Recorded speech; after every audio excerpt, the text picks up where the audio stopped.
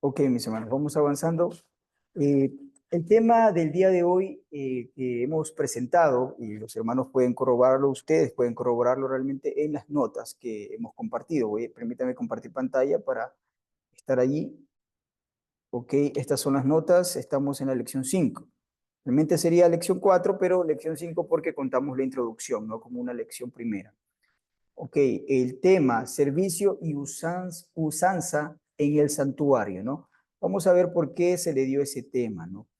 Porque la idea que queremos cambiar, el paradigma que queremos revolucionar en la mente de todos aquellos que nos vayan a escuchar o aquí presentes y a la postrer, es que quitemos de nuestra mente los conceptos modernos que tenemos acerca de lo que es el servicio del templo del Eterno y empecemos a verlo como lo que es, ¿no? Y empecemos a verlo, a materializarlo de una manera más real y los conceptos o las palabras que normalmente utilizamos en nuestro vocabulario el día a día, pues desde muy pequeños hemos escuchado una palabra como la que vamos a analizar, rituales, servicios ceremoniales, rituales, y tenemos una idea ya concebida. De hecho, si usted busca en el diccionario la palabra ritual, va a encontrar que es un concepto no muy alejado del que usted ya tiene.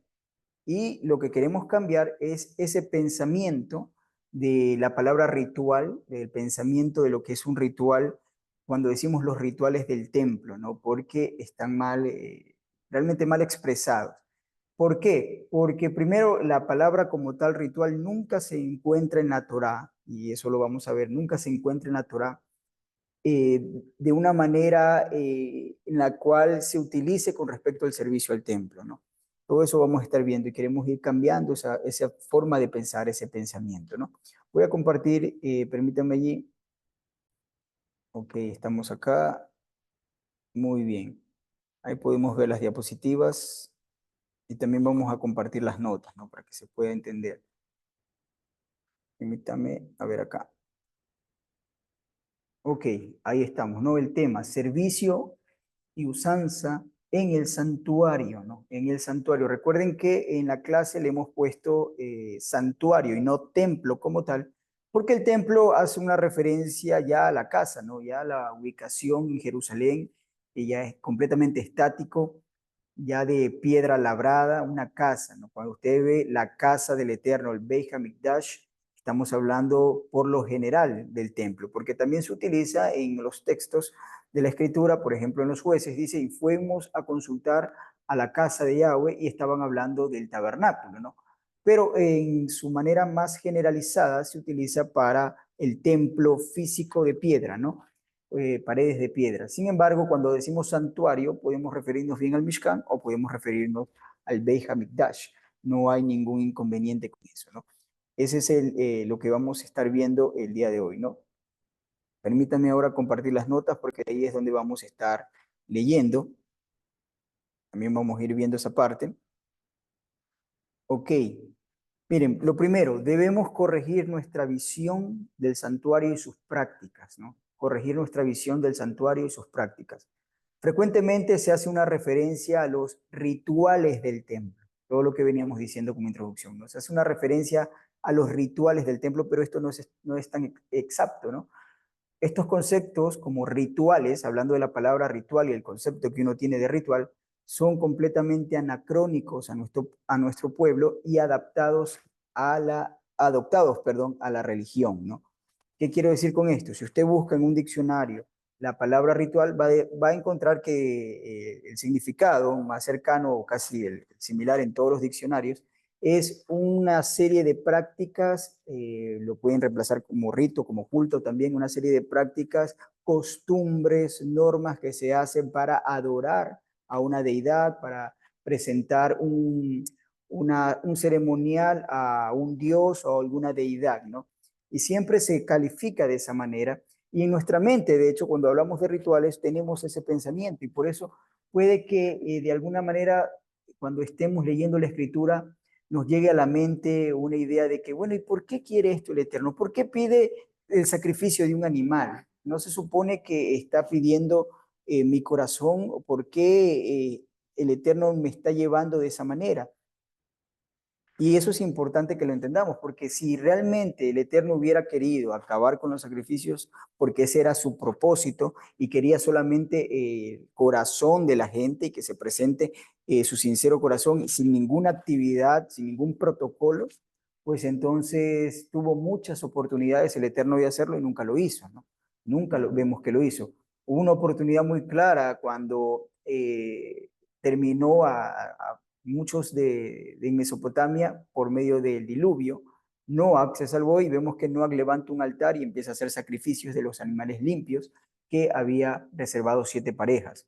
Si hubiese sido la idea, como piensa el cristianismo y como muchos a veces llegamos a este camino arrastrando el pensamiento occidental cristiano y decir, no, es que ya el templo ya no va, los sacrificios no importan porque ya está Jesucristo, o esos sacrificios son de antaño, o eso nunca le importó al Eterno, pues entonces, ¿por qué nunca le dijo a Noé, yo no quiero que me hagas un altar de piedra, yo no me interesa que me presentes un sacrificio de un animal, yo quiero tu corazón?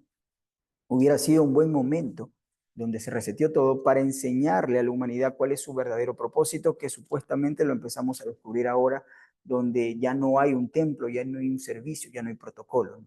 Entonces, hay muchos momentos en la escritura que pudieron haberse corregido. A Moisés no tenía por qué haberle hablado, si en verdad que era el propósito del Eterno, cancelar los sacrificios o tenerlos como temporal, pues bien pudo haberse saltado esa parte y levantar por medio de Moisés una especie de religión como la tiene el cristianismo, como el cristianismo cree que la gente se acerca al Eterno, ¿no? Con músicas, cánticos, vamos con melodías en menor y todo que te toca el corazón y la emoción y yo y siento una corriente. Si esa fuera la manera en que el Eterno está esperando que su pueblo le busque, que su pueblo le alabe, que su pueblo se acerque a él, no hubiera descrito en la Torá, por medio de Moisés, todo lo referente al sacrificio y al sacerdocio. Entonces son cosas que sí tenemos que ir entendiendo que el Eterno, si lo dispuso de una manera en el principio, Él no va a cambiar. No ha cambiado, de hecho, nunca va a cambiar de pensamiento porque Él es el mismo ayer, hoy y por los siglos. Él no puede cambiar, eso lo hace eterno, ¿no? No está sujeto a tiempo o a cambio.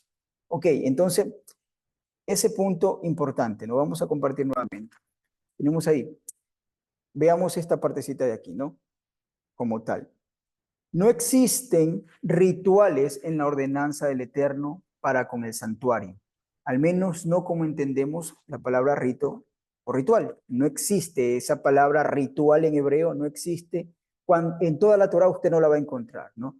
Y cuando se habla de los sacrificios, se habla de la presentación o el servicio de los levitas, no aparece nunca esa palabra ritual.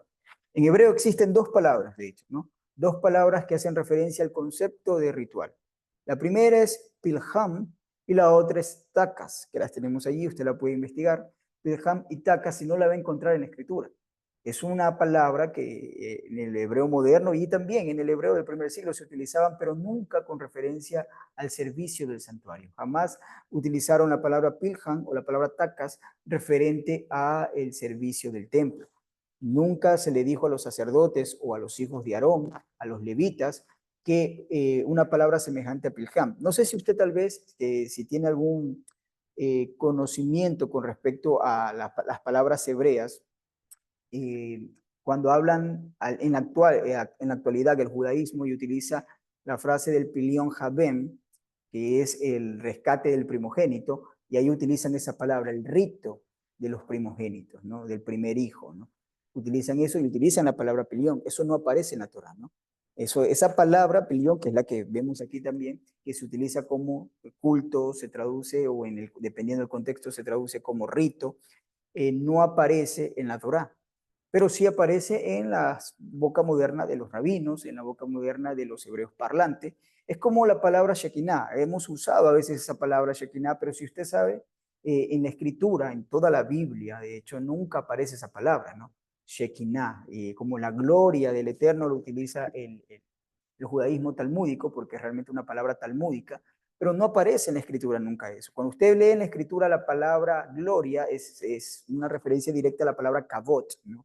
La gloria del Eterno, kavod. Todo eso vamos a ver porque es importante para entender este servicio o usanzas que hacen los sacerdotes, ¿no? Entonces decíamos, miren la palabra Pilham, no sé si recuerdan también en el libro de Hechos, ¿no? Que dice, vamos a hacer, ellos no quieren hacer la circuncisión conforme al rito de Moisés, ¿no? Claro que allí tenemos un texto griego, pero lo más probable es que la palabra que están utilizando allí cuando dicen el rito de Moisés, haciendo una referencia directa a la circuncisión, utilicen esta palabra, ¿no? Pilham, como cuando utilizan la palabra el pilion javem, hablando del rescate del primogénito, el rito del primogénito, ¿no? El rito del rescate del primogénito, el rito del primer hijo. Utiliza el hebreo parlante actual esa palabra, que nunca aparece en los escritos bíblicos, y por eso a veces la gente dice, bueno, ¿cómo? El rito de Moisés, dice la Biblia. Entonces, ¿es de Moisés o de los padres? Yeshua dijo claramente que la circuncisión era de los padres, pero el judaísmo en aquella época, en el primer siglo, ya empezaba a hablar de ritos, ¿no? Que les digo, es una palabra adaptada como vimos al inicio, no es una palabra que aparece en la Torá, se adaptó a las circunstancias y a las necesidades del vocabulario del pueblo del primer siglo, que venían trayendo también de Babilonia, ¿no? Muchas palabras, muchas formas de manejarse, de expresarse y de hacer sus reuniones. De hecho, ahí podemos sacar también la idea de la sinagoga, la idea del maestro y sus discípulos, vienen de cierta cultura mezclada con el helenismo y cosas que trajeron de Babilonia también, ¿no? Entonces, no estoy diciendo que en sí haya un error, estamos diciendo que en lo original de la Biblia no estaba así. En el original del texto bíblico, del texto hebreo, para que tengamos en cuenta, no existía esa idea, ¿no? ¿Por qué lo digo que no es un error en su totalidad? Porque son palabras que la cultura les presentó a ellos y ellos por cultura pues lo aprendieron y lo hablaron y lo expresaron así. En muchas cosas se utiliza esa palabra, ¿no? Y vemos que aún Pablo lo utilizaba, pero no en un sentido de la Torá, ¿no? Sí, sino siempre hablando de las cosas que hacían las costumbres de los sabios, ¿no? De los, no sabios, perdón, de los ancianos, traduce allí, ¿no? La costumbre de nuestros ancianos, dice la escritura. Ok, entonces esa palabra, repito, en hebreo existen dos palabras que hacen referencia al concepto de ritual, pilham, perdón, y takas, ambas, dependiendo del contexto, se traducen como rito, ritual, ceremonia, culto y todas las variantes que vengan de allí, ¿no? Entonces, dependiendo del contexto. Pero en la Torá de Moshe y de hecho en los escritos del Tanakh, no aparecen esas palabras, ¿no? No se usan en el vocabulario para expresarse al templo, ni tampoco vemos que se utilizan con referencia a alguna otra actividad en la época antes de la era de Yeshua, antes del tiempo del ministerio de Yeshua, hablando de la época de la Tanakh, por ejemplo, desde Génesis hasta el libro de Malaquías, no encontramos esas palabras, ¿no? No encontramos que el vocabulario del pueblo de Israel se halla en estas dos palabras que hacen referencia al rito, ¿no? O a ritual, que en la actualidad, como ya vimos, sí se están usando, ¿no? Ok, ¿qué palabras aparecen en la Torá, ¿no? ¿Qué palabras son? Vamos a compartir acá la pantalla también con las diapositivas. ¿Qué palabras son las que aparecen en la Torá entonces cuando habla del servicio del templo? Y lo decimos pues, para que entendamos, ¿no? Porque queremos cambiar el pensamiento, para los hermanos que se acaban de unir, queremos cambiar el pensamiento que se tiene con respecto al servicio, ¿no? Decimos los rituales del templo, eso es un error, no es correcto, porque el Eterno no presentaba rituales ni nunca se ordenó rituales. Vemos que a veces tenemos una tendencia a pensar y decir, pero no entiendo por qué la sangre, no entiendo por qué el animalito sacrificado, no entiendo por qué el sacerdote tiene que mecer y hacer esto así. Y no entendemos las cosas y las menospreciamos. Llega un punto donde la gente lo termina menospreciando, pero es básicamente un desconocimiento de la profundidad de lo que se está haciendo y también un desconocimiento de la cultura y un desconocimiento del valor de los protocolos, ¿no? Ya vamos a ver toda esa parte, porque eso nos va a ayudar incluso a nosotros hoy en día, ¿no? Vamos a ir viendo todo esto, ¿no? Entonces, ¿qué palabras sí aparecen en la Torah? Ya vimos esta parte de rituales. Como usted puede ver allí en la imagen, la palabra ritual como tal nunca aparece en el servicio del templo ni aparece en los escritos del Tanakh. Rituales sí puede ser aplicado a las circunstancias de las naciones, a las actividades de las naciones, como hablamos del culto, son cosas que se presenta en las naciones y van a ver una característica que vamos a ver mucho después con respecto al servicio que se hace en el Eterno y que contrasta con los servicios que hacen las naciones, ¿no? Eso lo vamos a ver más adelante, que todas estas tienen algo en común y el Eterno les quita realmente eso al pueblo de Israel, no les da un ordenamiento perfecto. Bien, en la Torah, ¿qué palabras sí aparecen cuando hablan del servicio del templo? Aparece la palabra abodá, que considero que es una palabra muy conocida por la mayoría de los que estamos aquí y que nos van a estar escuchando. Abodá es una palabra realmente que tenemos un entendimiento ya de eso, ¿no? Un entendimiento y pensaría tal vez que un poco básico porque pensamos que abodá es servicio al Eterno, ¿no? Pero ya vamos a explicar qué es abodá realmente. Y la palabra asá. Ambas palabras se utilizan constantemente en la Torah para referirse al servicio del templo, ¿no? Para referirse al servicio del santuario. La palabra abodá que tenemos allí, usted puede ver, es una palabra del Strong H5647, muy conocida esa palabra, pero se refiere a trabajo de cualquier clase.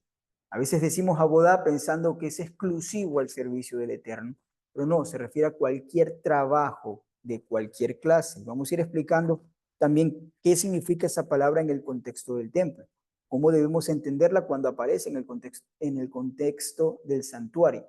Pero en primer lugar, entendamos que se refiere a trabajo de cualquier clase. Si usted busca esa palabra en el hebreo, en la escritura, va a ver que aparece en Génesis, aparece en Éxodo, cuando los israelitas están cosiendo ladrillos para el faraón, y ve que Moisés se enfrenta al faraón y les dice que deje ir al pueblo, y él les dice, tú has quitado, están muy ociosos, les vamos a dar más carga, más trabajo, y ahí aparece esa palabra abodá, ¿no? Sin embargo, vemos que el contexto lleva la palabra abodá muy lejos del servicio del Eterno. Lo digo para que tengamos claro porque a veces cometemos el error de pensar que abodá significa servicio al Eterno, ¿no? Como una palabra exclusiva. No, abodá se refiere a cualquier trabajo servil, cualquier trabajo que hace un siervo, ¿no? Que se está haciendo por siervo. De hecho, cuando la Torah dice en el Shabbat, dice que no debe hacer ningún trabajo servil, utiliza esta palabra, ¿no? Que en el Shabbat no se debe hacer abodá en cuestión de trabajo servil, porque significa trabajo de cualquier clase y va a ver lo que en diferentes circunstancias, alejados del servicio del templo, aparece la palabra abodá, ¿no? Eso para tenerlo claro, ¿no? Luego vemos que también se traduce como acto, servidumbre, porque eso es lo que veíamos, un acto de siervos. Ya vamos a ver ministerio o ministrar también, aparece esa palabra traducida al español como ministerio o ministro, ¿no? Oficio, servicio, labranza, uso, trabajo forzado, ¿no? Todo eso abarca la palabra boda. Entonces, usted va a ver que cuando el Eterno menciona con respecto a Aarón y a sus hijos, les dice, ustedes tendrán el servicio del santuario y aparece la palabra bodá. Y la palabra bodá es, repito, un servicio, un trabajo servil, un trabajo de siervo, de esclavo, de un vasallo, ¿no? Eso significa la palabra bodá, o en esos contextos siempre aparece, ya sea para un rey humano, ya sea para una persona individual, un ser humano, o para el Eterno, la palabra es la misma, como hablar de la palabra trabajo. Es trabajo servil, que es remunerado, recompensado, ¿no? Y eso es lo que significa la palabra abodá y se utiliza en el templo. Y ahí ya también nos puede ayudar a nosotros a cambiar el pensamiento que tenemos. A veces pensamos que el ministerio o el servicio al Eterno es algo que tenemos que hacerlo alejado de la remuneración. En el templo, hoy sí, por supuesto, porque no hay un sistema. Estamos alejados de la remuneración. Eso el Eterno sabe pagar a sus siervos, y eso sí, ténganlo por seguro. El que el Eterno llamó para servir nunca lo va a dejar morir de hambre y lo hace vivir y lo hace vivir bien. Eso sí, ténganlo por seguro, mi hermano. Aún en estas circunstancias como el exilio. Eso sí lo van a ver, ustedes lo van a probar. Pero la idea de que estamos viendo aquí en la Escritura, cuando utiliza esta palabra con referente a los levitas, es que ellos le pagan. Y el Eterno, de hecho, dice constantemente, yo les pago. Ustedes son mi heredad, son mis siervos, yo los contrato y les pago su alimento para que ustedes me sirvan. Es un trabajo servil, ¿no? Que vamos a ver más adelante que es un trabajo de cortesano. Ok. Y en segundo lugar tenemos la palabra asá, ¿no? La palabra asá. Esa palabra se utiliza como en muchos sentidos, como fabricar, hacer, eh, pero y todo lo que vemos allí, usted lo tiene en sus notas también, pero la palabra más adecuada para verlo en la escritura con referente al templo, cuando se utiliza esta palabra asá en referencia al servicio, es la palabra presentar, ofrecer o presentar. Pero usted ve que dice la escritura, y así ofrecerán dos corderos en la mañana, un cordero en la mañana y un cordero en la tarde, aparece esa palabra, sa, ofrecer o presentar, ¿no? Algo que se presenta al Eterno o se ofrece al Eterno, lo que se está presentando como un servicio. La palabra asá, ¿no? Y aquí vemos, vamos a analizar en el contexto la palabra abodá, en nuestro contexto del santuario. ¿Qué significa la palabra abodá? Porque ya vemos que en diferentes contextos puede tener diferentes significados, pero ¿qué significa abodá? Cuando usted lo lee en el libro de Levítico, en el libro de Números, se hace una referencia directa o el verso está conectado al sacerdocio o al servicio levítico. La palabra abodá en el contexto del santuario significa trabajo y comúnmente se traduce como servicio. Por eso utilizar la palabra servicio para hablar de abodá es correcto si hablamos con respecto al templo. Un servicio o ministerio es correcto también utilizar esa palabra porque también la traducen hacia el español. La palabra abodá cuando habla del templo. Y hasta rito sí se puede utilizar en la traducción. Por ejemplo, si usted busca en el libro de Éxodo, en el capítulo número 12, donde habla del rito de Pesach, que le pregunta el Eterno, le dice, perdón, que el Eterno le dice, cuando tus hijos te pregunten qué es este rito, y traduce en español rito, aparece la palabra abodá, que es este trabajo, este servicio, este oficio que están haciendo, ¿no? Que es este servicio que están llevando. La palabra en el español le traduce, en ese caso, rito, pero ya vemos que como tal rito tiene otra palabra que ocupa ese significado en hebreo y no es la que se usa ahí. Es una palabra que se escucha en el vocabulario del pueblo de Israel muchos años después de que se dio la Torá. Pero en ese momento no se utilizaba esa palabra porque ciertamente ritos tiene una relación más cercana a las costumbres paganas, ¿no?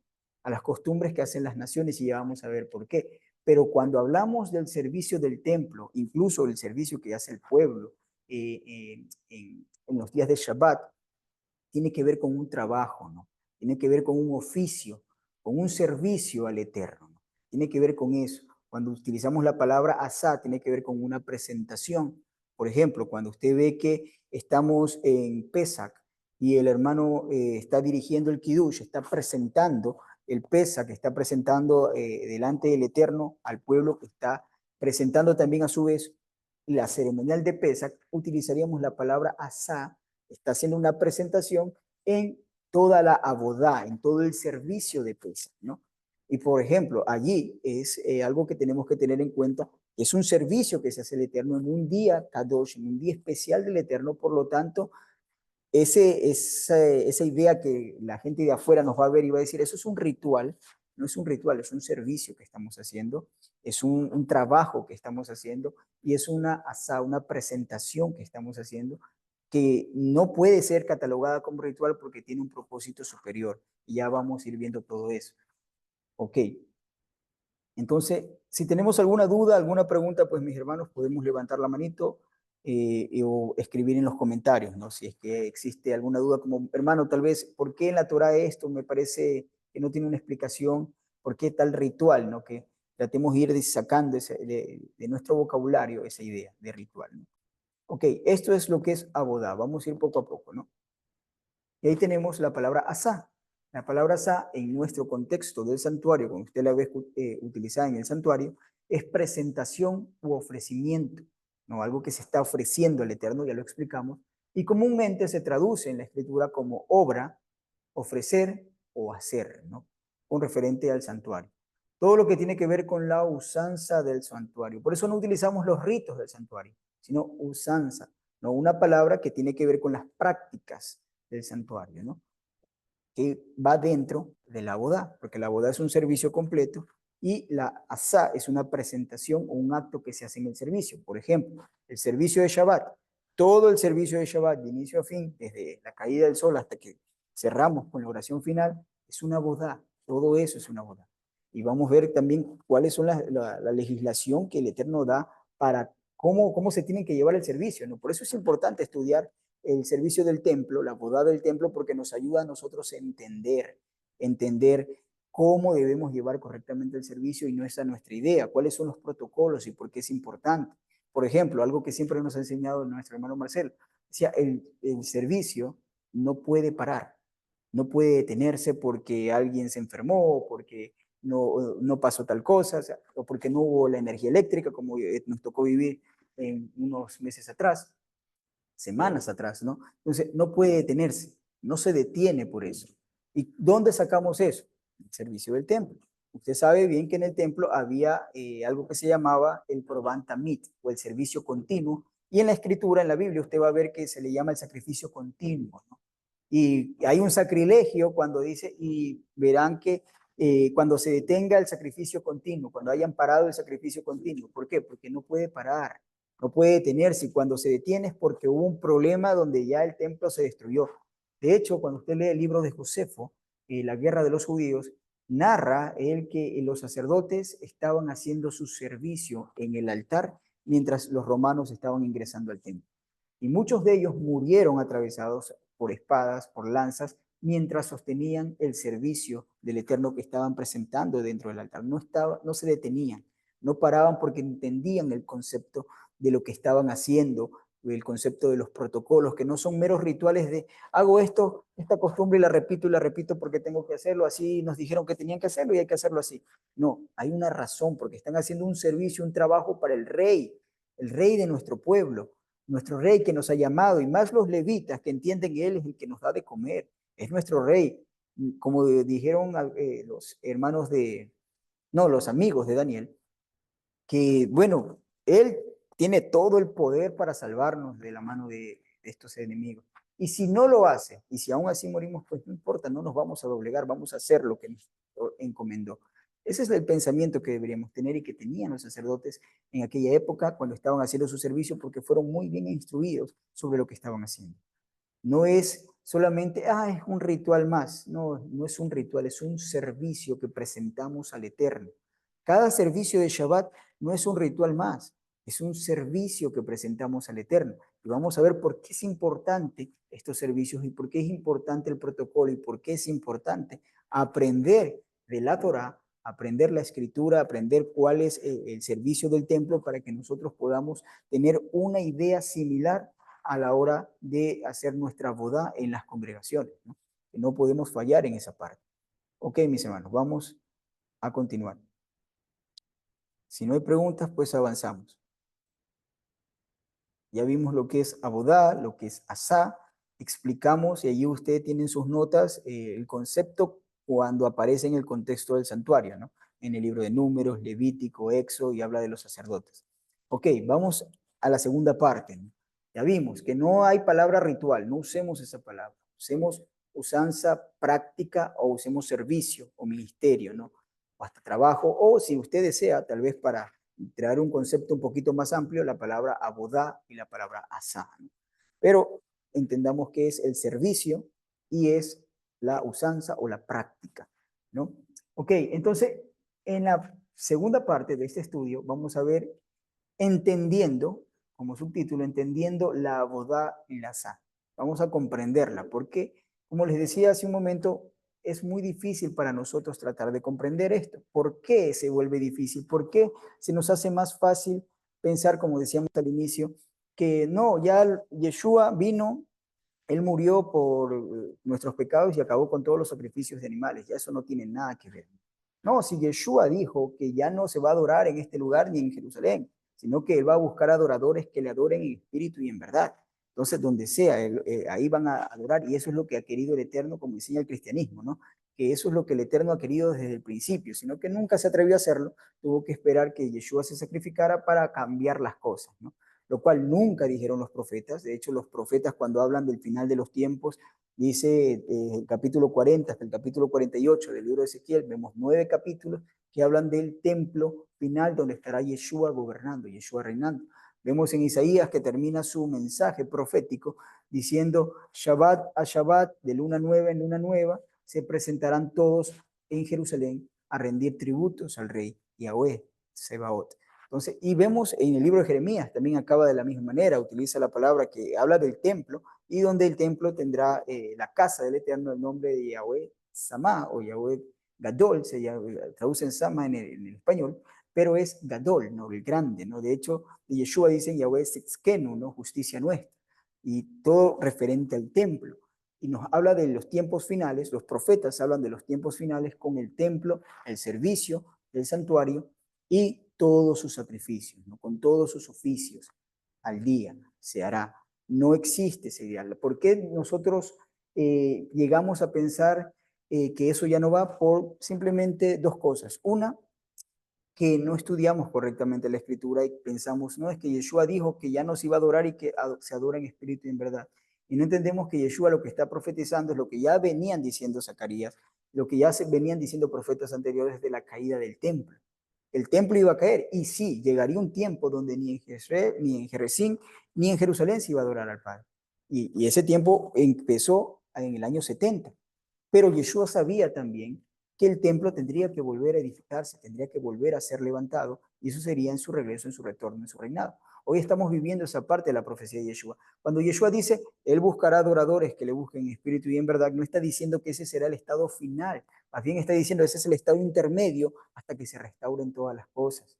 No puede decir que ese es el estado final. Yeshua está haciendo una referencia directa al profeta Jeremías en el capítulo número 11 de su profecía, donde menciona el profeta, si Jeremías, no me acuerdo si era Ezequiel, es Jeremías, capítulo 11, donde dice que yo seré un santuario para ustedes, ¿no? Seré un santuario para ustedes a los lugares donde vayan, a las tierras donde vayan. Y ahí aparece esa palabra Mishkan. Por eso Yeshua toma de esa profecía para decir que él buscará adoradores que le busquen donde sea que estén en espíritu y verdad, le traduce allí, ¿no? Pero está hablando de los pequeños Mishkan que se van a crear entre las naciones como una alternativa, mientras lo que está ordenado no puede ser, no está erigido, que es el templo, que es lo ordenado, lo primero, sino como una salvedad entre las naciones para los que lo quieran buscar. Esa es la idea que está presentando Yeshua. Pero ¿cómo sabemos eso?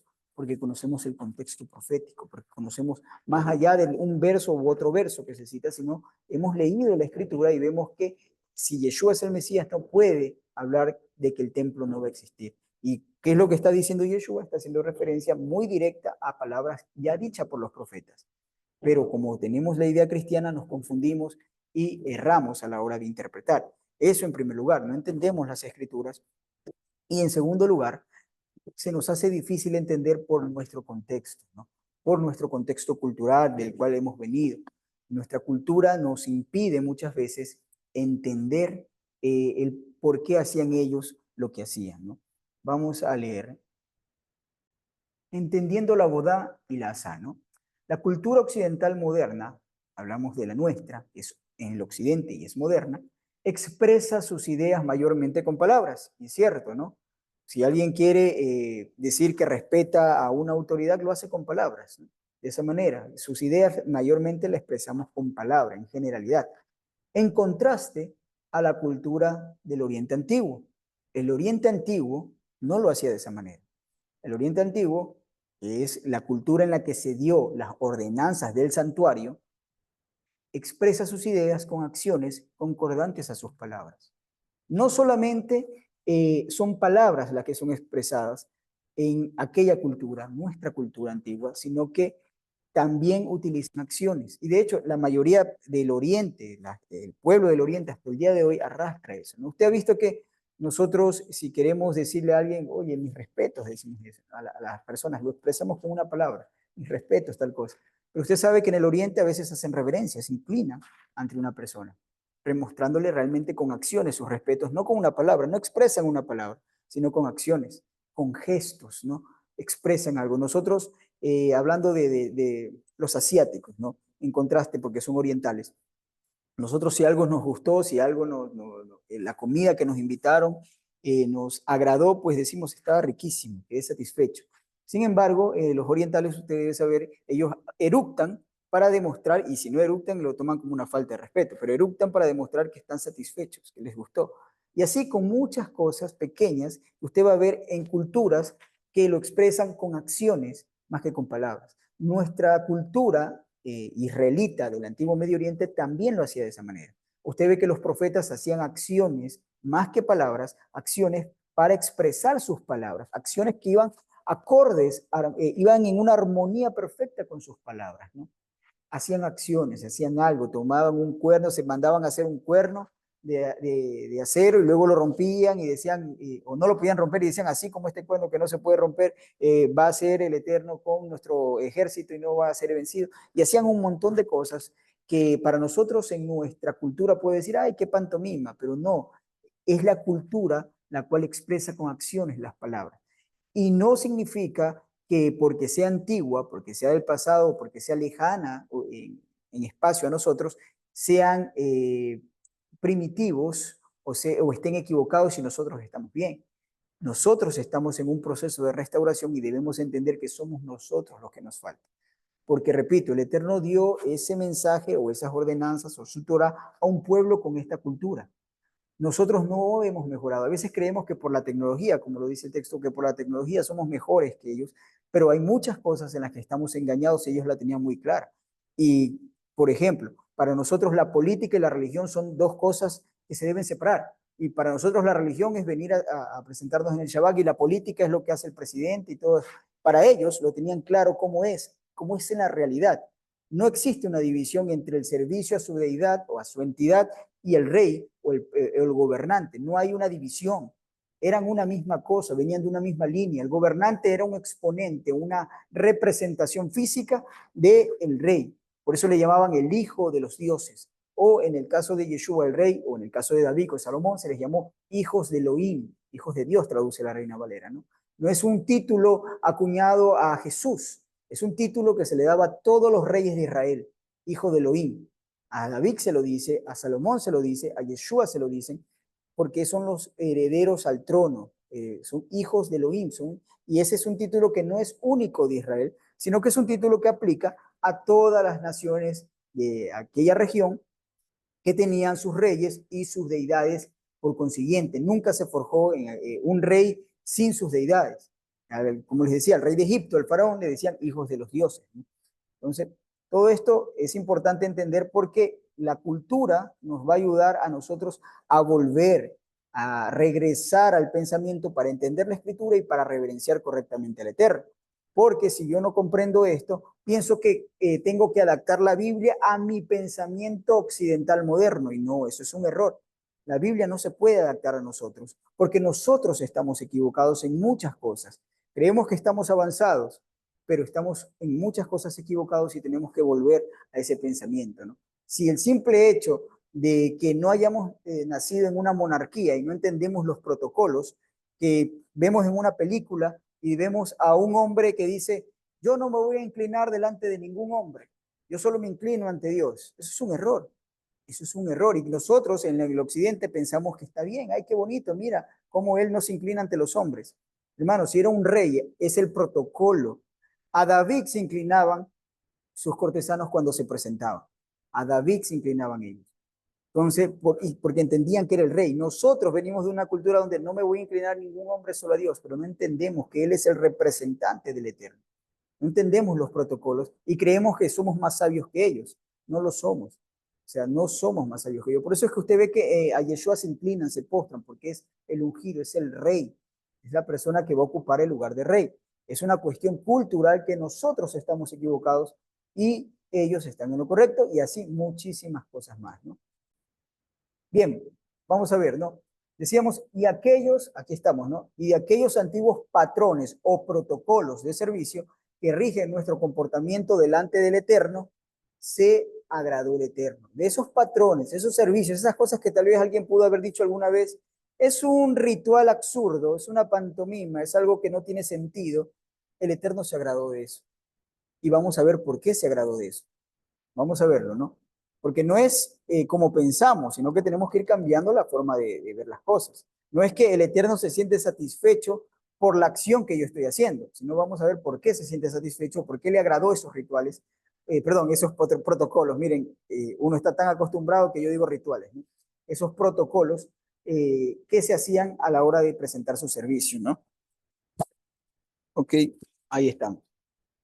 Protocolos. ¿Qué son los protocolos? Es un conjunto de reglas establecidas por normas o por costumbres para ceremonias o actos oficiales o solemnes, ¿no? Repito, es un conjunto de reglas establecida por norma, se puede quebrantar la norma, o por costumbre, por ceremonias esto es una definición en un diccionario actual, ¿no? Para ceremonias y actos oficiales y solemnes, ¿no? Por ejemplo, cuando se va a poner la banda presidencial, vemos que hay una ceremonia, ¿no? Es un acto político, lleva su ceremonia, tiene sus actos oficiales, es un acto solemne, y vemos cómo hacen un procedimiento, un protocolo, un proceso, ¿no? Miren, vamos a leer nuevamente Levítico 26, verso 2, que lo vimos en el primer estudio, que dice exactamente lo mismo que Levítico 19:30. Dice, guarden mis días de reposo, guarden mis días de reposo y tengan en reverencia mi santuario, mi Mishkan. Guarden mis días de reposo y tengan en reverencia mi santuario. Esa es la palabra que aparece allí. Miren que siempre va a encontrar en la Torá que cuando habla del Shabbat no dice tengan en reverencia mi Shabbat, porque sería muy difícil, un error. Si yo estoy en el hospital por algún accidente o algún motivo, ¿cómo puedo reverenciar si estoy, reverenciar el Shabbat si estoy en una situación inadecuada, ¿no? Porque imagínense, en el, uh, en el hospital a veces uno está solamente con una bata. Así no al descubierto la gente pasando, nunca vas a encontrar en la escritura que dice reverencia en mi Shabbat. Dice guarden mi Shabbat y vamos a ver la diferencia. Pero sí dice reverencia en mi santuario, el Mishkan, porque es un lugar donde no se va a mover, aunque llueva, truene, relampaguee, ahí va a estar. Y quien quiera entrar, ingresar allí, tiene que reverenciarlo. ¿Cómo se reverencia? Guardemos el Shabbat. Y dice, y reverencia mi santuario. Pero ¿cómo lo reverenciamos? Tal vez diciendo, yo amo tu santuario, aplaudiendo. ¿Cómo reverencio el santuario?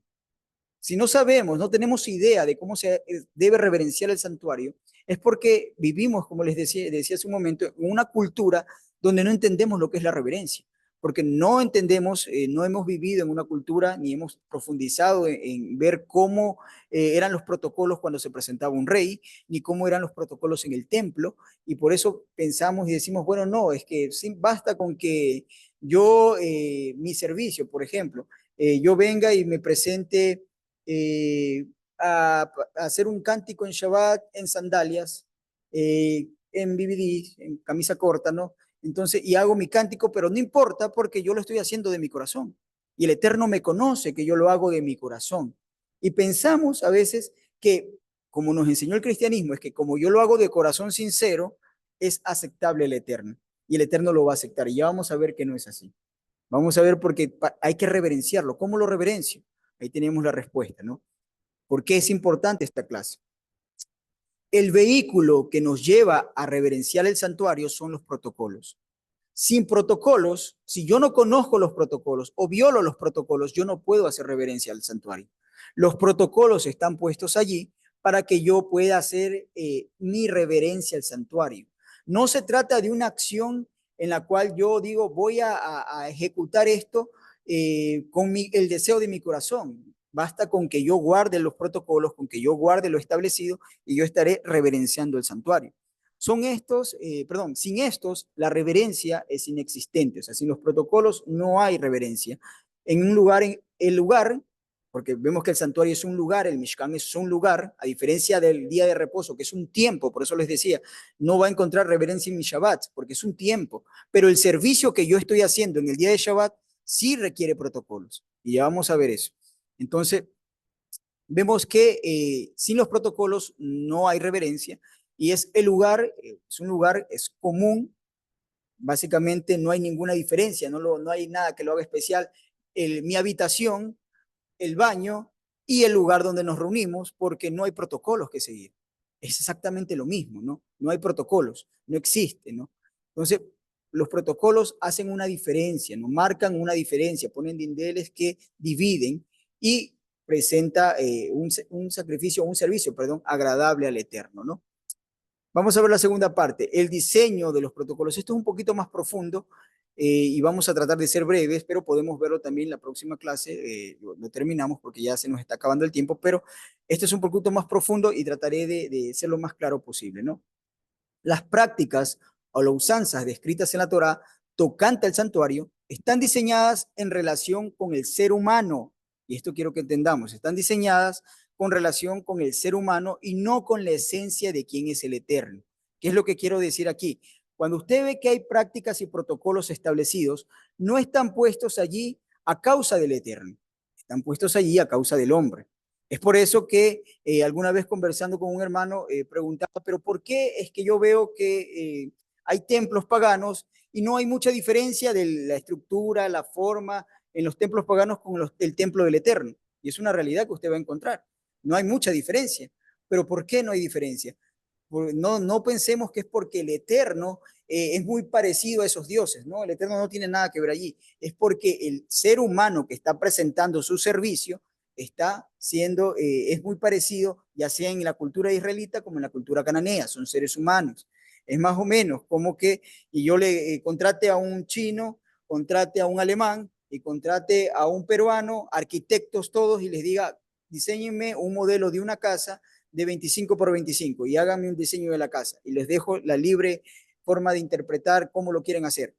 Usted va a encontrar que los diseños al final van a ser muy distintos, muy diferentes el uno con el otro, ¿no? Los tres van a ser diferentes, salieron de mentes diferentes, de culturas diferentes, sin embargo va a haber patrones muy parecidos, va a haber puerta principal, va a haber ventanas, va a haber habitaciones, va a haber baños, va a haber cosas muy parecidas aunque sean diferentes, pero ¿por qué?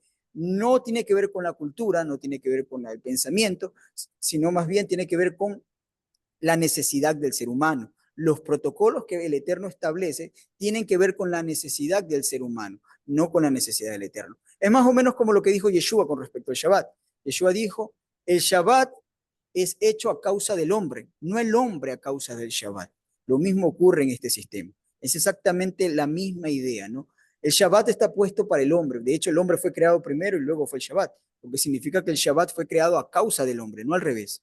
No es el hombre para el Shabbat, sino el Shabbat para el hombre. Entonces, lo mismo está ocurriendo en este escenario con respecto a los protocolos, ¿no? Quisiera extenderme un poquito más, pero vamos por el tiempo avanzando, ¿no? Vamos a ver. Les decía, el entendimiento que entendiendo que el santuario es un lugar donde mora la kavod, la gloria, presentarnos delante de él de la manera correcta es imprescindible. O sea, si entendemos que ahí está la gloria del Eterno, tenemos que presentarnos de la manera correcta. Tenemos aquí un error, luego lo corregimos, ¿ya? Dice, ya que nos presentamos ante el rey, como se dice, y eso está escrito en la Torá, ¿no? En Números capítulo 5, y el sacerdote hará que ella se acerque y que se ponga delante de Yahweh. Eso es cuando hablamos de la ley de los celos. ¿Qué significa esto? Como muchos versos, dice que cuando uno se acerca al templo, está delante del Eterno. Entendemos que allí está el Eterno, no físicamente porque no tiene un cuerpo físico, ya lo vimos en la primera clase, pero sí la kavod de él, la gloria, que es como, imagínense, una delegación física, porque si es física, los sacerdotes no pudieron ministrar en su momento en la época de Moisés y lo mismo en el templo de Salomón, es algo físico, es como una embajada del Eterno, tal vez física aquí en la tierra, un delegado del Eterno, no como persona, sino como una actividad delegada del Eterno en nuestro mundo físico que lo representa a él.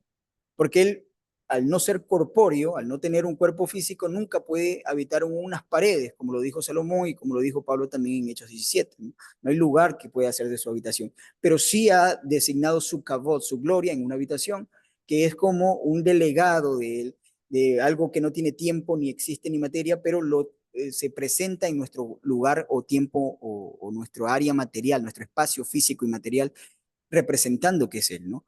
Y hacemos la idea de que la administración, porque literalmente es así en la legalidad, que la administración es hacia Él. Cuando un representante o un embajador se presenta en un lugar, en un país, en una nación, él está representando a aquella persona o aquella nación o aquel país en el extranjero y por lo tanto se le debe tener la misma consideración y respeto que aquel que está representando, ¿no? Entonces, en este caso no hay una persona, una entidad, sino más bien una, una radiancia, no sabría cómo explicarlo, no entremos en detalle con eso ahora, pero algo manifestó el Eterno que le llama su gloria y se traduce como su kavod, ¿no? En el templo, ¿no? Como su presencia, pues obviamente, ¿no? Por lo tanto, si entendemos que estamos haciendo un servicio al que está en el trono, al que está ahí al fondo, allí detrás de las cortinas, tenemos que hacerlo de una manera correcta, ¿no? Ya que nos presentamos delante de él, como dice, y la pondrán delante de Yahweh. Estos protocolos que estamos viendo, todo lo que tiene que ver con protocolos, son ejecutados en los lugares de adoración y sus ubicaciones. ¿Qué es lo que quiero decir? Expliquemos, los lugares de adoración, ¿no? Sus ubicaciones. Por ejemplo, un protocolo en lugares altos, sus ubicaciones altas, ¿no? Allí es un protocolo que tenemos que subir, tenemos que hacer ascensión cuando nos acercamos al Eterno. También otro protocolo, las delimitaciones del santuario, ¿no? Ayúdenme, por favor, mis hermanos, con los micrófonos, ¿no? Tengamos cuidado con los micrófonos. Ok, vamos a ver, ahí. Muchas gracias. Ya estamos cerrando, ¿no? Dice, en las delimitaciones del santuario y sus proximidades, por ejemplo, esta área es un área restringida, son espacios sagrados, tú no puedes pasar, pasan solamente los sacerdotes o los levitas. Y en otra área pasan solo ciertos sacerdotes designados por turnos en ese día o en esa semana. Y en otra área más al fondo pasa solamente el sumo sacerdote una vez al año. Son áreas restringidas y son protocolos. Hasta dónde llegan las mujeres, hasta dónde llegan los hombres, con respecto al espacio, acercarse al Eterno. Son protocolos que se tienen que seguir, ¿no? Hay protocolos también en los tiempos sagrados, ¿no? Los tiempos o la asistencia obligatoria. 3 veces al año tiene que subir cada varón. Entonces, son protocolos. Los sacerdotes subían conforme a su turno. Son protocolos asignados. No pueden faltar ni violar el protocolo ni ir cuando ellos quieren, ¿no? Entonces, el servicio continuo, lo que ya habíamos hablado hace un momento, es un protocolo que no puede detenerse, no puede parar. La vestimenta adecuada. El sacerdote no puede hacer un servicio como él le da la gana, o el sacerdote va a poner sus joyas y su pectoral y todo su vestido de oro para entrar al santuario a hacer el servicio Yom Kippur. No puede hacer eso.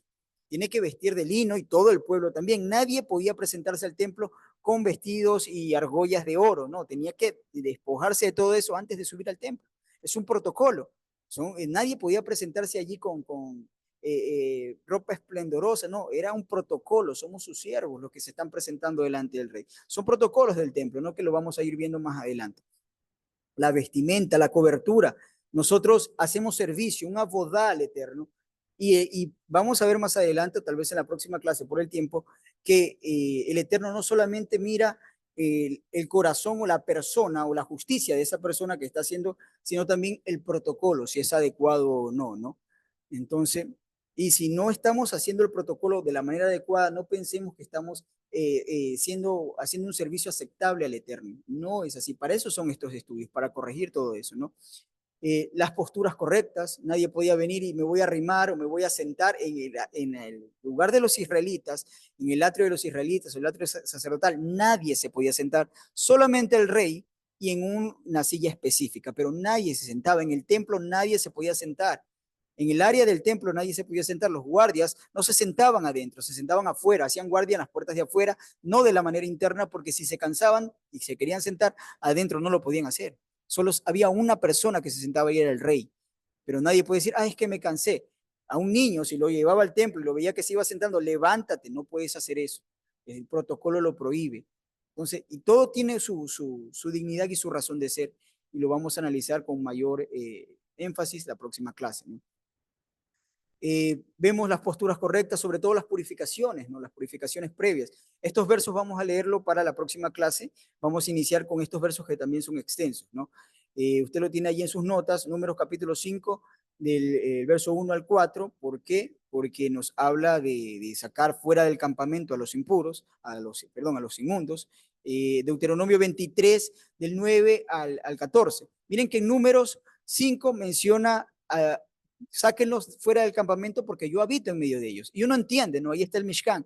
Pero vamos a resolver el problema para ver si eso tiene que ver solamente con el Mishkan, porque en Deuteronomio 23, del verso 9 al 14, usted lo va a ver, y no está hablando, cuando habla del campamento, no está hablando del campamento del Mishkan, está hablando del campamento de los israelitas, los varones de guerra, que están acampando fuera de la ciudad, que están haciendo una campaña de guerra, y están fuera, y también les dice lo mismo. No habrá inmundicia entre ustedes. Se purifican porque yo habito y camino, me muevo en medio de ustedes y en medio de ustedes no va a haber impurificación. La próxima clase vamos a ver eso. Eso significa que hay cosas que no tienen que ver solamente con el templo para tomar esto, ¿no? Entonces, por eso se ha dicho en muchas ocasiones, un hermano no va a servir si ha tenido una polución nocturna o mucho menos relaciones sexuales en día de Shabbat, ¿no? Alguien dice, pero es que no lo dice la Torá. Vamos a ver si directa o indirectamente sí está escrito ese mandamiento para el momento del servicio, ¿no? ¿Cómo servía el pueblo? Una mujer se le dice, mi hermana, si usted está con la regla, no quédese sentadita, atienda la clase, pero no sirva, ¿no? No haga un servicio en este caso. ¿Por qué? Por todo lo que vamos a ver y vamos a expandir en esta clase, que no tiene que ver solo con el templo. Como les digo, Deuteronomio 23 habla de un lugar donde no está el templo, pero sí el Eterno dice, yo estoy en medio de ustedes, ¿no? Entonces terminamos con esto. Todos los aspectos y más, todos estos que acabamos de ver de los protocolos y muchos más que no están mencionados, son considerados a la hora de presentarnos ante Él y con mayor razón al realizar un servicio ante Él, no solamente en el templo, recuerden, les repito, aquí en el Shabbat hacemos un servicio al Eterno, ¿no? Y tenemos que aprender los protocolos. Los protocolos atraen y mantienen la presencia del Eterno en medio de su pueblo, como dicen los versos siguientes, y mantienen lejos de toda impureza. Esta partecita de aquí la vamos a analizar la próxima semana, la vamos a ver la próxima semana a mayor detalle, porque sí es importante que entendamos cómo es eso de que no tiene que ver con él, sino tiene que ver con nosotros, y cómo es que se presenta todo esto de que si no es el templo, sí cuentan estos protocolos. Todo eso lo vamos a analizar la próxima clase. Lamentablemente se nos acabó el tiempo, pero lo veremos la próxima clase y quisiera que esos versos que están allí, ustedes los tienen en sus notas, lo puedan leer, repasar, porque vamos a iniciar con ellos, ¿no? Vamos a hablar de eso y nos va a ayudar a nosotros a entender cómo es que nos debemos presentar a hacer una boda al Eterno, porque cuando se presenta un kiddush en la noche, una lectura, un cántico del Shema, una predicación, una alabanza, un jalel, cuando estamos cantando, cómo se debe presentar una boda al Eterno. Todo el Shabbat, desde la noche hasta la noche, es una boda al Eterno. ¿Cómo debemos realmente hacerlo, no? Cuando nos congregamos para presentar un ceremonial, ¿no? Cuando estamos juntos para presentar un ceremonial al Eterno. ¿Y qué dice la Escritura con respecto a eso? Si es verdad que no debo usar cobertura porque ya no estoy en el templo, o cómo podemos ver eso en la Escritura y muchas cosas más, ¿no? Bien, mis hermanos, yo me despido, se nos acabó el tiempo, estamos con 3 minutos más y que el Eterno los guarde y los bendiga. Si tenemos alguna duda o pregunta, pues no duden en escribirlo en el chat, como lo hemos hecho los días pasados, o también me pueden preguntar individualmente y al inicio de la próxima clase, pues adelantamos con responder esas preguntas, ¿no? Mis hermanos, el Eterno los guarde y los bendiga y recordemos que todos los que estamos aquí estamos siendo parte del servicio y tenemos que aprender protocolos para presentarnos al Eterno. No podemos decir, no, bueno, no importa, es que el Shabbat ya no importa o el servicio hagámoslo así nomás. No, hay un protocolo que tenemos que seguir y son los protocolos del templo y tenemos que aplicarlos aquí también, ¿no? Un abrazo, mis hermanos, Eterno los guarde. Shalom, shalom.